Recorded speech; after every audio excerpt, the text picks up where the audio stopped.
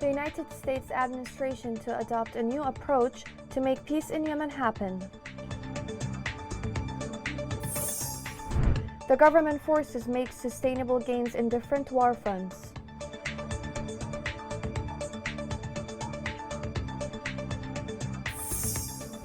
Amnesty International calls for release of a British citizen held in Houthi militia jails.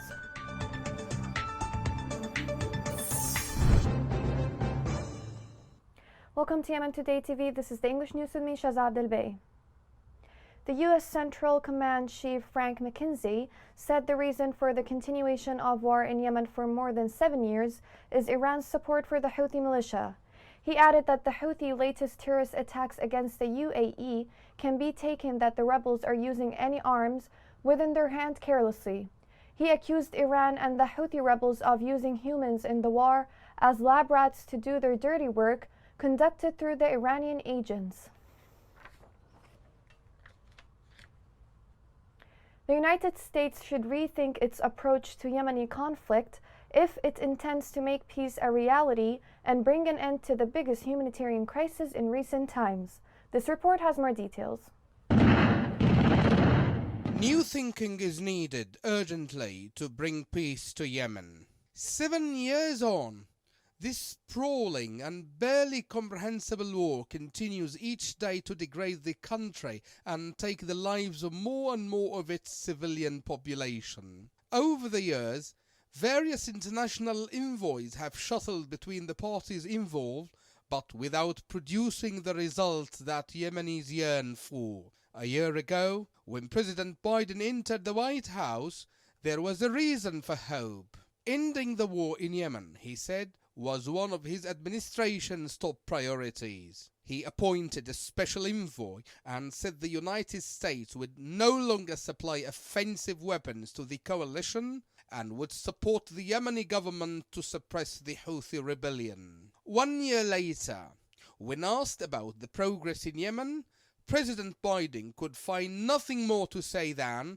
"The answer is it's under consideration, and ending the war in Yemen takes the two parties to be involved to do it, and it's going to be very difficult." The paucity of this statement is breathtaking. Surely the president knows that there are not just two parties involved, but at least 5: Yemeni government forces, Houthi militia, Saudis, Emiratis, and indirectly Iranians, not to mention a range of Yemeni groups pursuing their own domestic agendas such as southern separatists. Clearly, Yemen is no longer uppermost in President Biden's mind as crises loom in Ukraine and Taiwan. While it's true that the great powers have other crises to focus on, allowing another year to go by without concerted efforts to address Yemen's humanitarian needs as a first step towards peace will leave a dark stain on the conscience of the international community. It is a conflict, let us not forget, in which thus far at least thousands of people have been killed or injured. Today, government forces took control of the city of Hard in Hajjah on the Yemeni-Saudi border with a sudden military operation. A military source said that a sudden attack was launched by forces from the 5th Military District on the city of Hard, during which they were able to tighten the siege on the Houthi militia, and that the fronts of Hard merged for the first time since the beginning of the war with the qualitative support from the aviation. The source confirmed that the operation took the Houthis by surprise and that the Houthi militants have become completely isolated in the Hard district. Negotiations are now underway for their surrender. Human rights activists have called on the international community to take a firm stand against the Iran-backed terrorist Houthi militia and to designate it on the lists of global terrorism. This came during a human rights seminar where the members emphasized that Houthi militia's use of civilians as human shields reflects its terrorist ideology. They pointed out that the militia is detaining civilians in military sites and storing weapons in several civilian sites, such as schools and hospitals, in addition to using residential places as a platform for launching rockets and missiles, which is criminalized by international law. Still in north of Yemen in Sa'da, the government forces liberated new areas in Miran axis in Al-Malahit front. A military source said the government forces artillery and coalition jet fighters bombard Houthi sites and locations in Sa'da, causing heavy losses among the rebels both in lives and equipment. In Taiz, the joint forces inflicted severe blows to the Houthi militia west of the city. Military media said that the government forces shelled with heavy weapons barracks of the militia in the outskirts of Makbana, Jabal Ras and Al-Jarahi. It added that the shelling came after the government forces spotted Houthi movements in the past few days. The sources added that the militia was inflicted with heavy losses in lives and equipment.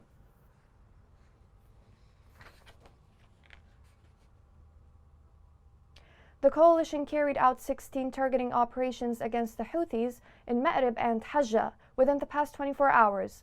Several members of the Iran-backed Houthi militia were killed and injured, and a group of the militia's vehicles and equipment were destroyed as a result of the airstrikes carried out by the Arab coalition fighters. The coalition said in a statement published by the Saudi press agency that the airstrikes resulted in the destruction of 9 military vehicles and inflicted human losses on the militia. The conflict in Yemen continues to compound, with Yemenis old and young people falling victims to Houthis' repulsive violations. This report has more details. Despite renewed attention, reality little changed for beleaguered citizens. While the dramatic escalation of fighting in Yemen since mid-January has renewed international attention, the day-to-day reality beyond the ballistic missiles and airstrikes rarely gets the same attention and scrutiny. Beyond the headlines, civilians in Yemen have been caught between hammer and anvil for years. Civilians in Yemen are routinely subjected to injustices by all parties to the conflict, not just one side.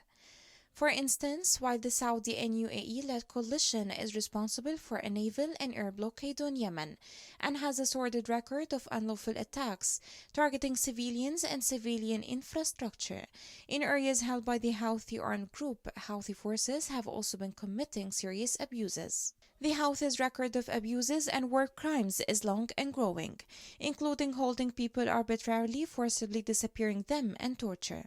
The militia also abuses religious minority groups, wrongfully convicts journalists and threatens to execute them, unlawfully shells internally displaced people and forcibly displaces civilians. Houthi authorities have spread disinformation about the COVID-19 pandemic, subjecting civilians and health workers to risks, and the list goes on. The war in Yemen isn't a football match where one gets to cheer for one side over the other.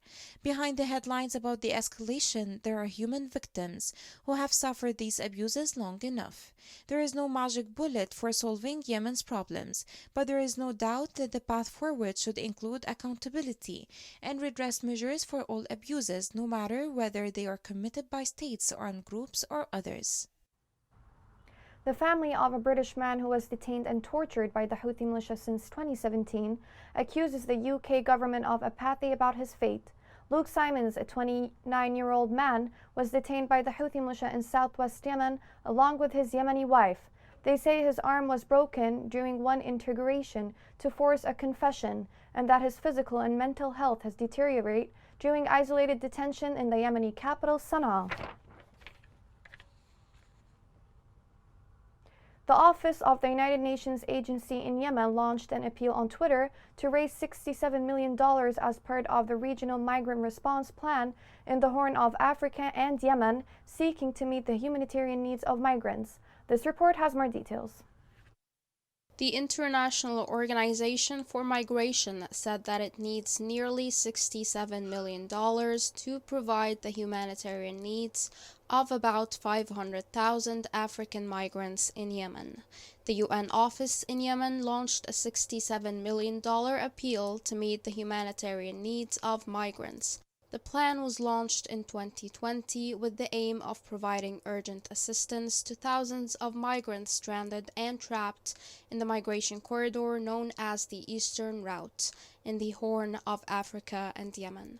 Around 8,000 refugees, many of which were women and children, were housed in the Al-Khars camp outside of Aden, where they apparently needed permission to leave. The majority of refugees settled in urban areas around Sana'a, Aden, or Taiz. Security offices at government checkpoints frequently demanded that immigrants and refugees moving within the nation present proof of residency or refugee identity cards, and allegedly rejected entrance to anyone who did not have them. Refugees with UNHCR issued refugee cards were eligible for healthcare, education, and food rations. Food, water, and power were also delivered to surrounding Yemeni communities by the UNHCR and the World Food Programme. Refugee health clinics operated by the UNHCR or non-governmental organizations provided care and sent patients to local hospitals. Unaccompanied women were not provided with obstetric treatment by public hospitals, requiring many refugee females, heads of family, to rely primarily on NGO clinics. The United Nations stated that there are approximately 130,000 migrants in need of humanitarian assistance in Yemen currently.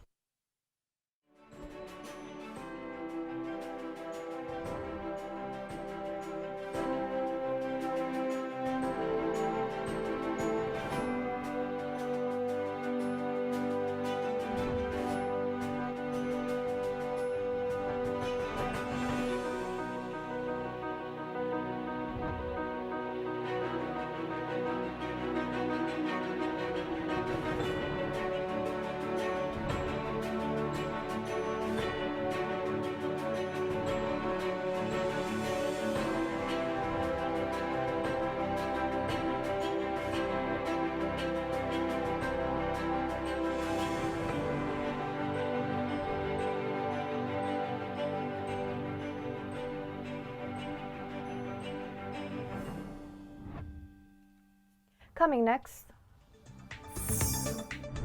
As the war continues, suffering of disabled people aggravates day after day.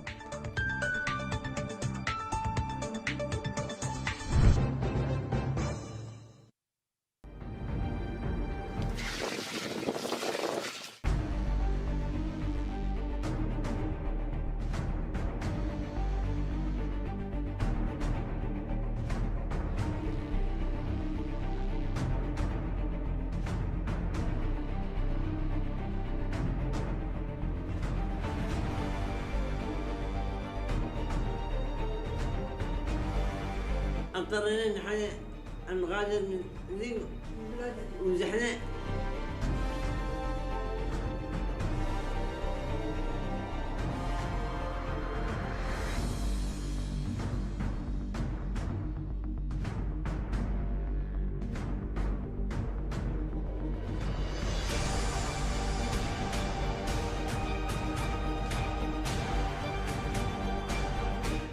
الله يستنقذكم يا محويتني الله يستنقذ.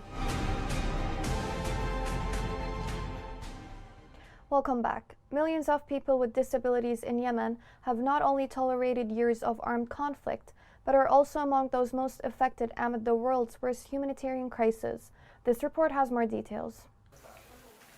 From the farthest district of Sharab, 40-year-old Wadah Qaid shuffles in search of dwelling as the community turns its back on him, shunning him due to his visual impairment. While Qaid lacks vision, he is in no shortage of dreams. Qaid hopes one day his children, who are similarly blind, will be welcomed into the community.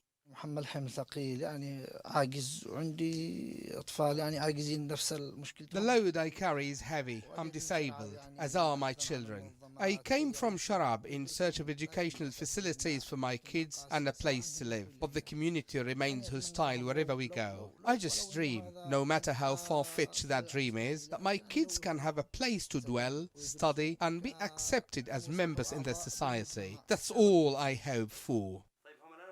Wadah and his 5 children, Afnan, Umayma, Muhammad, Nuha, and Abdul Rahman, all grew up sightless in the midst of a conflict where people witnessed their end in less than a blink. The war robbed them of their home, leaving them hungry and sick.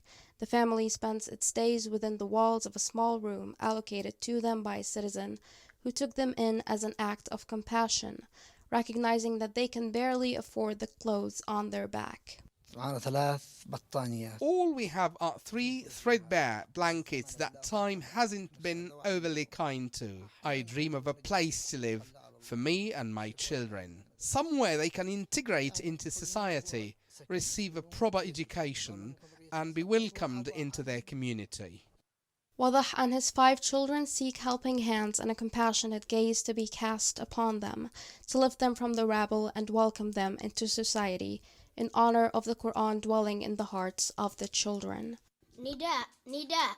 We call for help, we ache. We call upon all charitable organizations to lift us from the bareness in which we reside. We are tired of living in these circumstances. Do my words echo and resound in tender hearts? All I want is a home. Nothing would make me happier. Such are the lives of the disabled family who continue to suffer in silence, as helping hands inch farther and farther away from their cause. Over 5 million people in Yemen are on the brink of famine as the conflict and economic decline have left families struggling to find enough food to get through the day. This report has more information. 7 years of relentless conflict in Yemen have devastated the lives of millions of people, causing Yemen to become the largest humanitarian crisis in the world. The current level of hunger in Yemen is unprecedented and is causing severe hardship for millions of people. Despite ongoing humanitarian assistance, 16.2 million Yemenis are food insecure, according to World Food Programme. Nearly 50,000 people are living in famine-like conditions, and over 5 million people in Yemen are on the brink of famine, as the conflict and economic decline have left families struggling to find enough food to get through the day. The rate of child malnutrition is one of the highest in the world, and the nutrition situation continues to deteriorate. Malnutrition rates among women and children in Yemen reached highest levels, with 1.2 million pregnant or breastfeeding women and 2.3 million children under 5 requiring treatment for acute malnutrition. WFP cited that a recent survey showed that almost 1/3 of families have gaps in their diets and hardly ever consume foods like pulses, vegetables, fruit, dairy products, or meat. An alarming 24.1 million people, more than 2/3 of the population, need some kind of humanitarian or protection support. The humanitarian situation in Yemen is extremely fragile, and any disruption in the pipeline of critical supplies, such as food, fuel, and medicines, has the potential to bring millions of people closer to starvation and death. According to Office for Coordination of Humanitarian Affairs, in order to meet the needs of millions of people, relief agencies will require nearly $4 billion. Without such support, the humanitarian situation will rapidly deteriorate, and aid agencies will be forced to cut life-saving programs. The economy is near collapse. Public and private services have almost disappeared, and Yemenis have lost most of their livelihoods and depleted most of their saving. The people of Yemen have suffered long enough, and no humanitarian response can meet the increasing needs that the war is causing. Only peace can end their suffering. An economic report warned of the recent increasing pressure on the communications and information technology sector in Yemen in light of the exceptional circumstances the country is witnessing. The report issued by the Ministry of Planning and International Cooperation revealed a decline in the real gross product of the private telecommunications sector at an annual average of about negative 8.6% from late 2013 to early 2021, compared to a decline of negative 6.1% in the public sector for the same period, which led to a loss of opportunities for its development. In the interim capital Aden, Yemen Airways installed the Airbus A330 Aden, joining the company's aircrafts.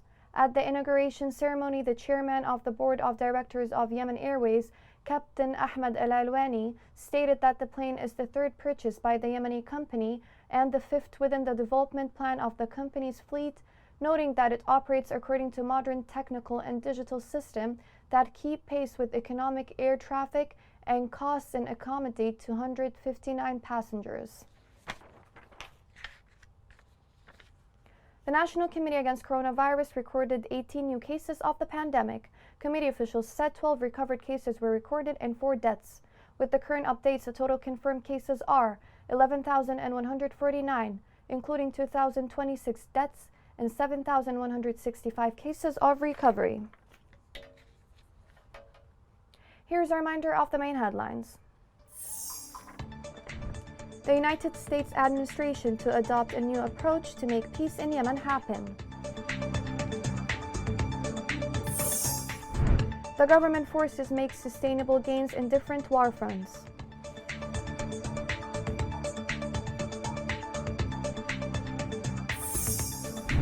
Amnesty International calls for release of a British citizen held in Houthi militia jails.